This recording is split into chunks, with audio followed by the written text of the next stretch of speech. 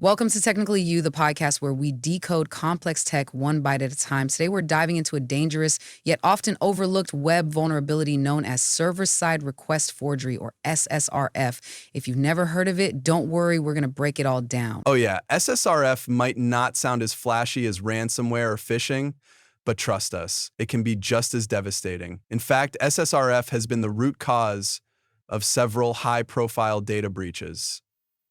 So, if you run a web app, use APIs, or develop cloud platforms, this one's for you. Let's kick off with the basics. What exactly is SSRF? Server-side request forgery is a web security vulnerability that allows an attacker to make a server send unauthorized requests to internal systems or external services on their behalf. Right, and the key is that the attacker tricks the server into doing it. So unlike client-side attacks, SSRF targets back-end systems by abusing trust between internal services. Here's a simple scenario. Imagine a web application that lets users input a URL to fetch metadata or preview a link. Sounds harmless, right? Sure, but if that app doesn't validate the input properly, an attacker can replace that URL with an internal one, and boom, the server ends up sending a request to its own internal services, which are often not meant to be exposed to the internet. Exactly. That's what makes SSRF so dangerous. Attackers can potentially access internal APIs, metadata services in cloud platforms like AWS, or even trigger other malicious activity. Let's talk impact. One of the most famous examples, the 2019 Capital One data breach. That attack used SSRF to access the AWS metadata service and ultimately exposed over 100 million customer records. Yep, that was a case where a simple misconfigured web app endpoint allowed access to a treasure trove of sensitive data. Another example? Some developers allow server-side image uploads or URL fetchers. If those aren't sandboxed, attackers can exploit SSRF to bypass firewalls or network segmentation. Let's talk about how is SSRF exploited. There are a few common ways attackers exploit SSRF. URL fetchers, applications that allow users to input URLs to fetch images, RSS feeds, or content previews. File inclusion, or proxy features, where the app acts as a proxy to pull data. Cloud metadata access, targeting services like AWS. Also, attackers might use encoding tricks to bypass filters. They'll obfuscate URLs. Let's talk about the risk. Here's what SSRF can do if successfully exploited.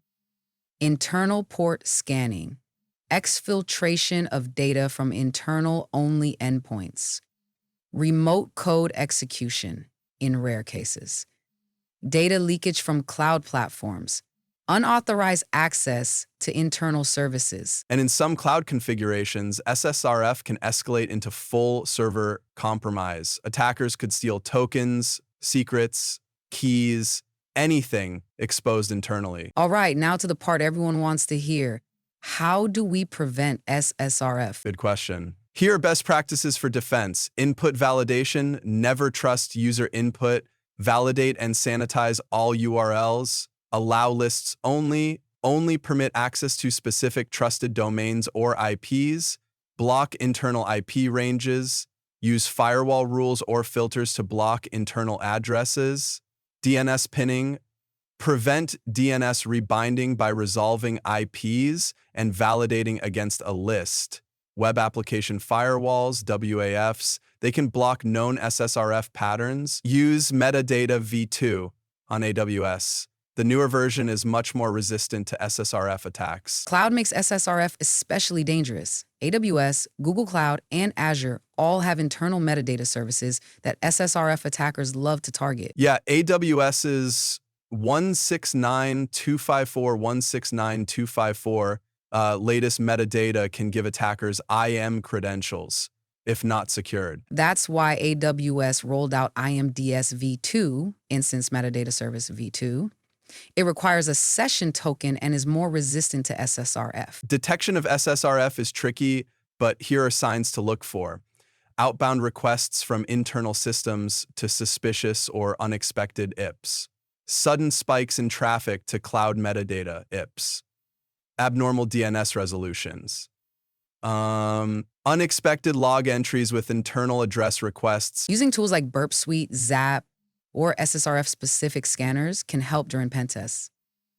Also, log everything and alert on weird traffic patterns. Next, B-Check. Now for some final thoughts. SSRF is growing in popularity because it's sneaky, scalable, and can bypass many conventional defenses. Yeah, especially with modern apps using tons of microservices and third-party APIs, the attack surface is massive. But the good news? With strong input validation, tight access controls, and a zero-trust mindset, SSRF is totally preventable. All right, that's our podcast into server-side request forgery. If you learned something today, or just want to impress your coworkers with nerdy knowledge, make sure to subscribe, follow, and share the show. And remember, just because a request comes from your server doesn't mean it's safe. Stay vigilant, stay curious, and stay patched.